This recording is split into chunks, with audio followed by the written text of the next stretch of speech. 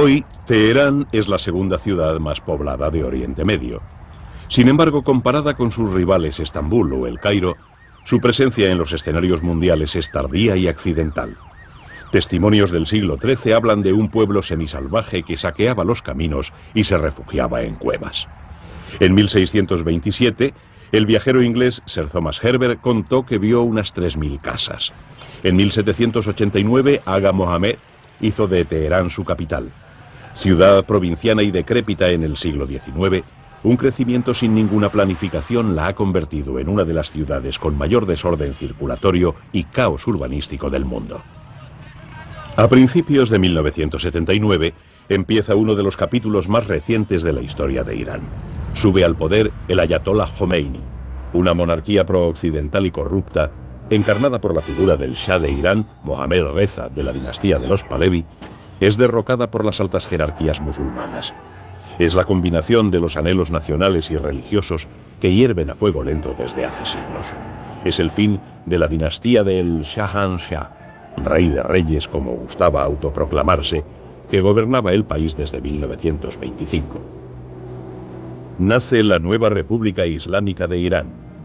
El 1 de febrero de 1979, Khomeini aterriza en Teherán. Viene de París, donde ha estado desterrado por el Shah durante 15 años. Según la ley chiita, los religiosos deben ocupar todos los cargos importantes del Estado, incluyendo la presidencia. La nueva constitución iraní, redactada por el propio Ayatollah Khomeini, es la vuelta a los principios islámicos más estrictos, a la obligatoriedad del velo o chador para las mujeres y a la ley de la Sharia.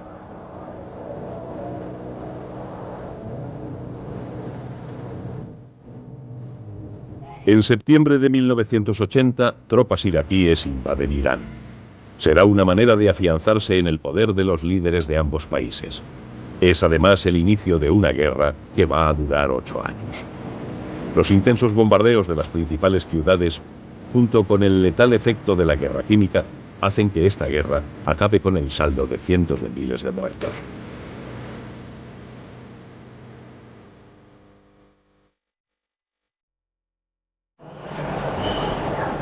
A pesar de todo, desde la revolución, la población de Irán ha pasado de 35 a 62 millones. Teherán, con casi 15 millones de habitantes, se ha convertido en la cuarta ciudad más contaminada del mundo. La concentración de plomo en la atmósfera es 10 veces superior a los niveles recomendados por la Organización Mundial de la Salud y se teme que el nivel de contaminación se duplicará antes de los próximos 20 años. Y aunque en el Teherán de hoy ya casi no se aprecian los efectos de esta guerra tan reciente, el recuerdo del desastre sigue vivo.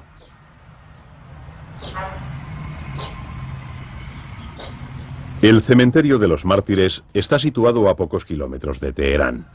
Aquí se encuentran enterrados una gran parte de los muertos de la guerra Irak-Irán. El cementerio, con varios kilómetros cuadrados, podría ser uno de los mayores del mundo. Tiene supermercado, lavandería y un centro de ordenadores para localizar las tumbas. Hoy es viernes, día festivo musulmán. El cementerio se llena de familias enteras que vienen a comer junto a sus hijos adolescentes muertos.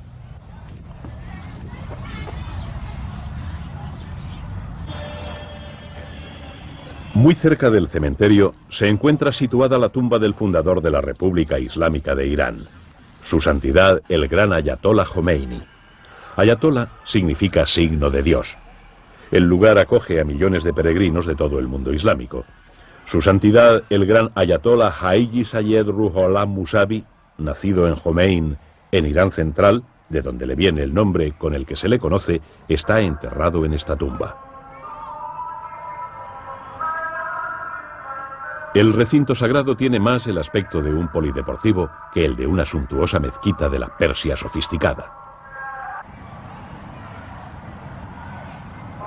Al recinto se le denomina Husseinieh, que traducido sería el lugar público de Hussein. Khomeini quiso que su tumba fuese un lugar público. Quiso crear un sitio en el que los humildes trabajadores fieles se sintieran cómodos. Aquí los peregrinos duermen, hablan, discuten, juegan, comen e incluso rezan.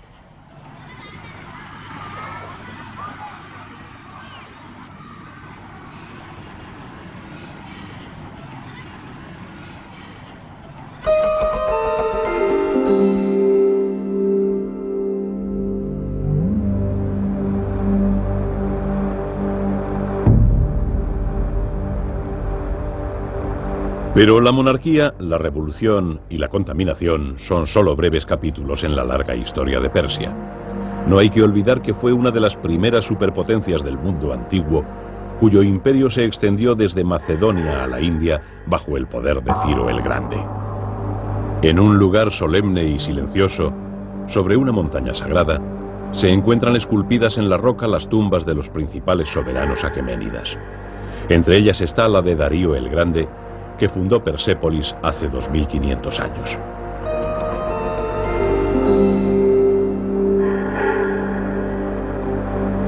Persépolis fue la capital dinástica y ceremonial de un imperio que se extendía desde el mar Egeo a la India y desde Egipto hasta el Mar Negro. En 1619, García de Silva Figueroa, embajador español en Persia, escribió de esta capital: es aún más soberbia que Roma y, sin exagerar, es la única construcción en la actualidad que ha conservado intacta su grandeza perfecta. Bajo la divina vigilancia de Ahura Mazda, deidad alada del zoroastrismo, colosales columnas de mármol desafían al tiempo. Escalinatas de piedra.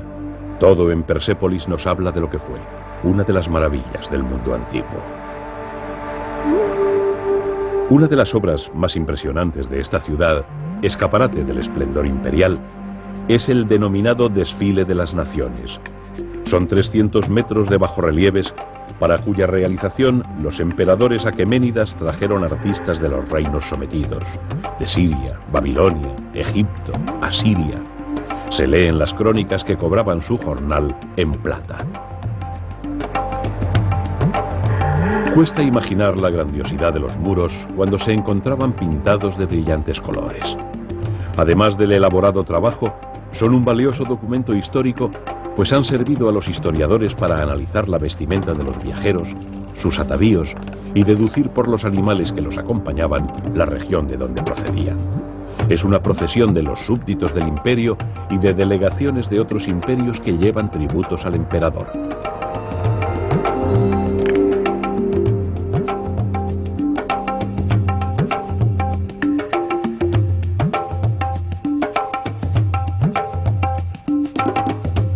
Los antiguos iraníes ignoraban la escritura, y los primeros documentos en su lengua solo se redactaron en tiempos de Darío I. Él también trajo a Persépolis escribas babilonios que en sus caracteres cuneiformes comenzaron a testimoniar la grandeza de su imperio.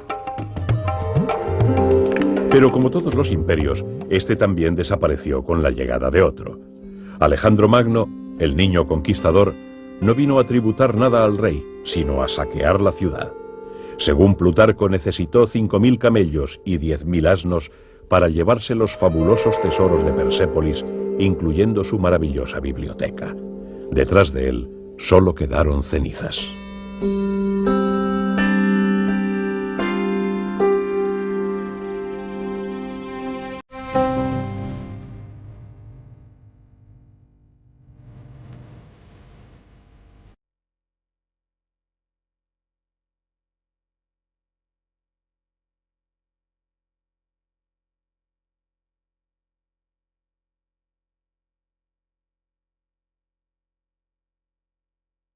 Dejamos Persépolis, cuna de un inmenso imperio, y nos acercamos a Isfahan.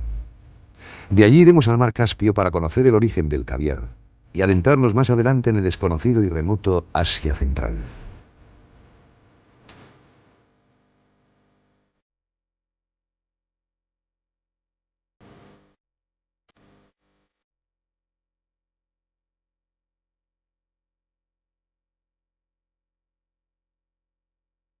...5 de agosto de 1997. En el país de las rosas y de los ruiseñores, el calor es insoportable. Estamos cruzando el desierto de Dashelut, que significa desierto de arena, y el termómetro marca 52 grados dentro de la cabina del camión. Manuel Morales, nuestro cámara, ya no sabe cómo ponerse cómodo, y es que tantas horas en un camión y con tanto calor. La realidad es que todavía no se ha inventado ninguna postura para conseguirlo. No nos extraña que el vicecónsul español Adolfo Rivadeneira, que viajó por aquí en 1874, dijo que hacía tanto calor que viajaba de noche sin más que los calzoncillos.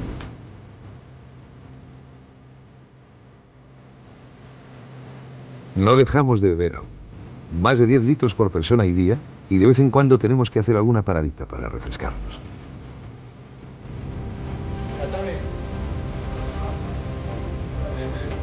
Entre trago y trago, ducha y ducha, nos encontramos con un arquitectónico oasis, Isfahán.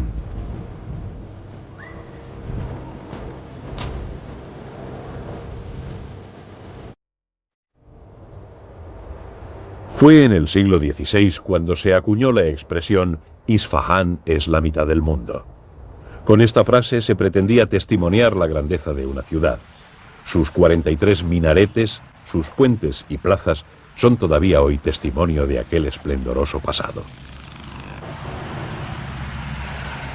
Pero Isfahán no se ha quedado colgada del pasado. Es una ciudad viva. Aquí se mezcla lo antiguo con lo moderno, el pasado con el presente.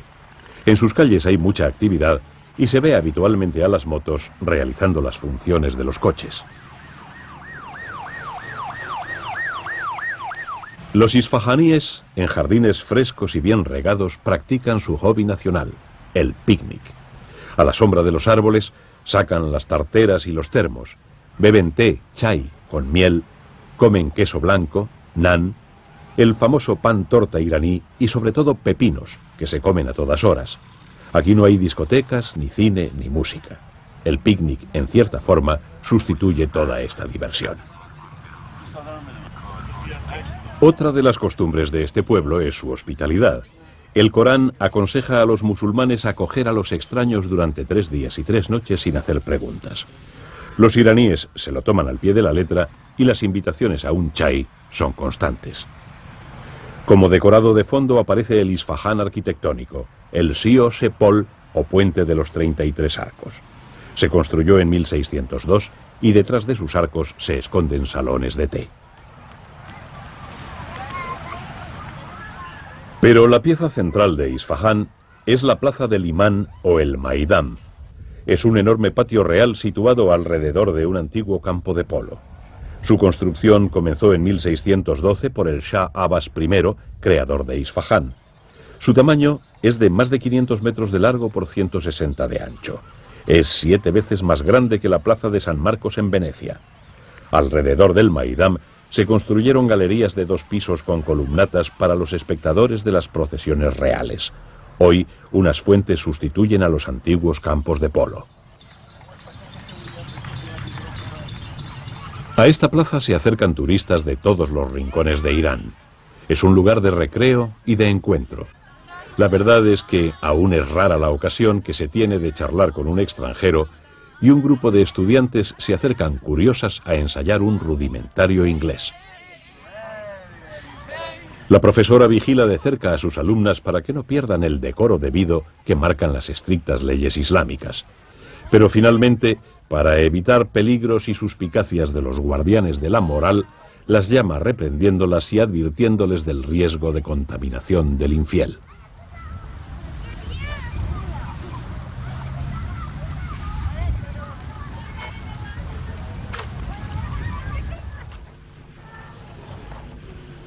Isfahán tiene la mayor concentración de monumentos islámicos de Irán y una de las mayores concentraciones arquitectónicas de todo el mundo. No en vano es hoy Patrimonio Artístico de la Humanidad y Legado Histórico Artístico de la UNESCO. La mezquita Masjid Sheikh Lotfollah se encuentra al este de la plaza. Su peculiaridad estriba en que no tiene minaretes. Se construyó para uso familiar, por lo que estos no fueron necesarios para llamar a los fieles a la oración. Hoy es utilizada por las mujeres.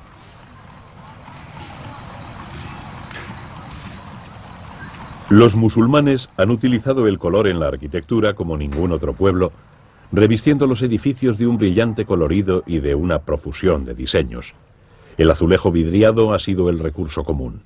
Una de las formas principales de utilizar los azulejos coloristas es en forma de mosaico. Se combinan las piezas de diferentes baldosas creando un modelo.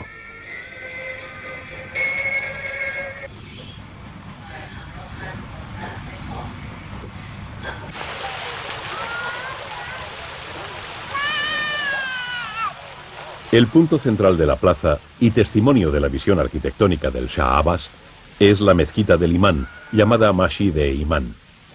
Es uno de los edificios más asombrosos del mundo.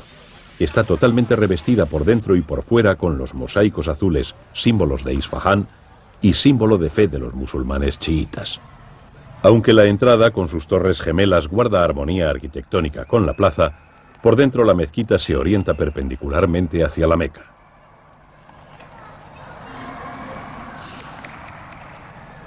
La construcción de la mezquita del Imán tardó 26 años en terminarse. Comenzó en 1612, 15 años antes de la muerte de su creador, el Shah Abbas, pero se quiso revestirla con tanto lujo de detalles que no vivió lo suficiente para verla terminada.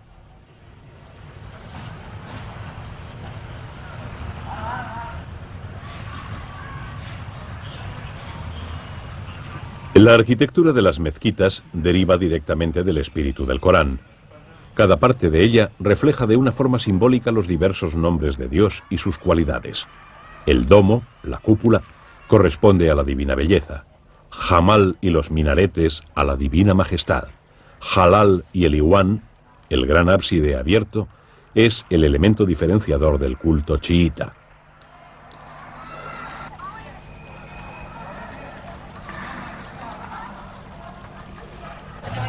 En la punta norte de esta gran plaza comienza uno de los bazares más impresionantes del mundo.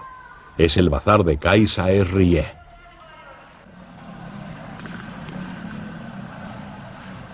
Para impulsar la prosperidad de su reino, el Shah Abbas quiso convertir su ciudad en un gran centro comercial e industrial. Para ello promocionó el bazar. Creó una industria textil en la que trabajaban más de 2.500 personas y consiguió que los mercaderes de todo el mundo pasaran por aquí. Isfahán llegó a tener 162 mezquitas, 273 baños públicos y 1.802 posadas. Muchos de los caravansares de aquella época se conservan hoy como si el tiempo se hubiese detenido.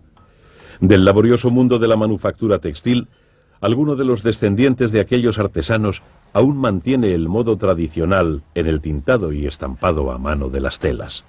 Es el denominado kalamkar, uno de los oficios artesanales más prestigiosos de aquella y de esta época.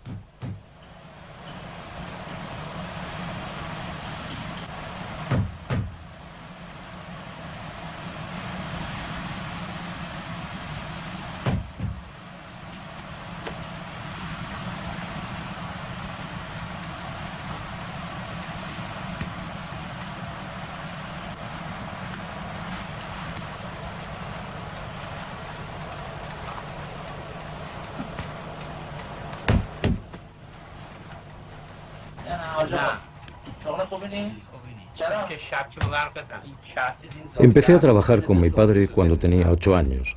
Él me enseñó este oficio muy arraigado en mi familia desde hace más de 200 años. Pero a mi único hijo no le interesa, y cuando yo muera, este negocio se irá conmigo. Yo lo entiendo porque es un trabajo muy duro. Después de 50 años dando golpes, mi brazo está destrozado. Por las noches me duele tanto que no puedo dormir.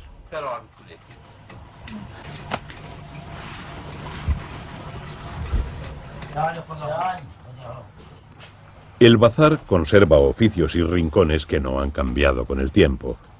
Sumergidos en la Edad Media, los moradores de este mundo se aferran a prácticas y oficios que se resisten a desaparecer.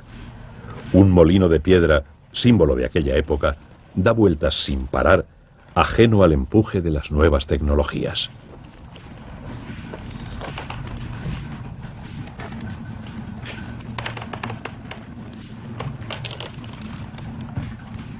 En sus 5 kilómetros de intrincadas galerías, entre calles abovedadas que reciben luz y ventilación de las serpenteantes cúpulas abiertas, se encuentra también el tradicional mundo de las alfombras.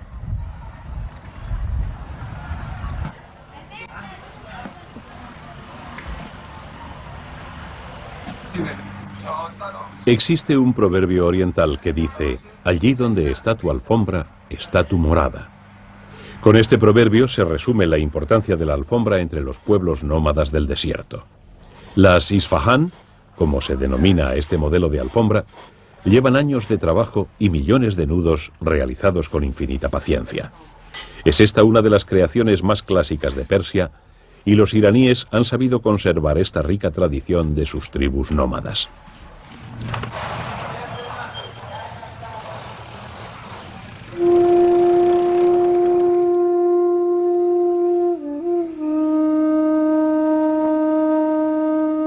Camino del Mar Caspio, la cordillera de Alborz vigila desde sus 5.600 metros de altura a Teherán, que se encuentra a sus pies.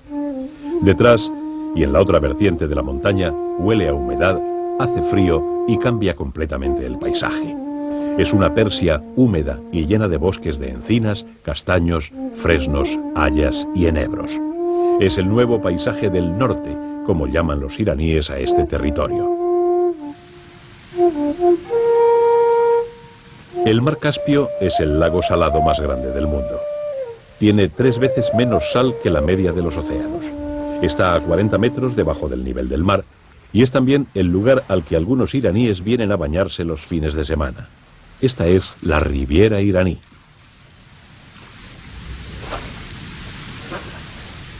La profundidad de este lago, la salinidad, la temperatura y la limpieza del agua crean las condiciones apropiadas para la cría del esturión, del que los iraníes obtienen el preciado caviar. La pesca del esturión y la industria del caviar es desde hace más de 25 años monopolio del Estado. Tradicionalmente su pesca se efectúa con redes. Las huevas son limpiadas numerosas veces. Se pasan por un fino tamiz para separarlas. La especie beluga produce el caviar más cotizado y es el más pescado en esña de sal. El tipo de sal usado depende de las preferencias del cliente y de las regulaciones de la aduana de cada país. El llenado de los envases es una operación tradicionalmente realizada por manos